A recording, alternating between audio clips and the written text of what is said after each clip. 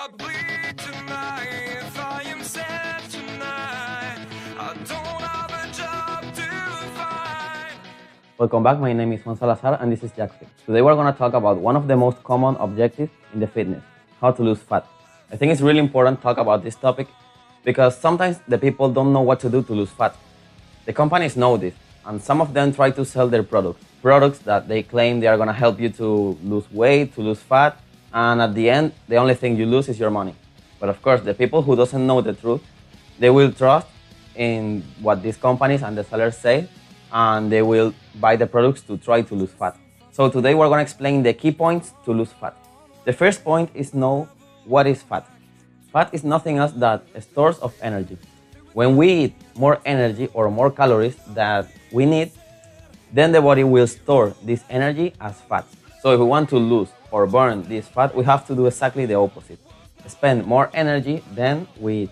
If we spend more energy than we eat, then the body has to supply this deficit from their stores, from the fats, and therefore we are burning them.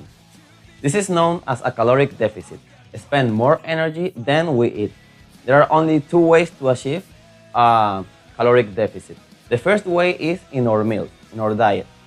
If we reduce the amount of calories we eat daily, then we're going to have a deficit, and therefore the body has to supply this deficit from the fats. The second way to achieve a caloric deficit is the exercise. If we eat the same amount of calories as usual, but increase our physical activity, then our body requires more energy, and then we're going to have a deficit. So, which is the best option? The best option is a combination of both, because we have to achieve a caloric deficit between 500 and 1000 daily. If we try to achieve this caloric deficit between 500 and 1000 only using one way, for example the diet, we're gonna feel hungry all the day, and this is not what we want. And also we are losing the other benefits that the physical activity can give us. Also, the exercise have to focus in heavy weights and complement with aerobics like jog or bike. But the main focus has to be in heavy weights, because besides burn calories, we are keeping as much muscle as we can. Muscles are metabolic tissues. This means they are burning calories just to keep their size, and this is gonna help us to burn more fat. If we don't work out with heavy weights and we only focus in aerobics like jog or bike, we're gonna lose a lot of muscle mass. And this is gonna make more difficult our main objective, that is, lose fat. For the diet, we have to count the calories we eat. Most of the times when somebody gets stuck in the progress, it's because they don't count their calories and they think they have a caloric deficit, but they don't have it. Maybe because that amount of calories was a deficit at the beginning of the diet. But when we start to lose weight, our body also needs less calories. So what they have to do in this case is remake their diet and start counting the calories. The best way to do this is weighing the food before cook it and typing the amounts in applications. You can find several applications to count your calories. One of them is MyFitnessPal, but I recommend use the applications only to track your calories, not to calculate them, because these applications used to say, to lose weight, eat this amount of calories, and almost always this amount is wrong. And not because the app is bad, it's because every person has very different calorie needs. For example, two people with exactly the same weight, with exactly the same height, with exactly the same physical activity, they might have total different calorie needs.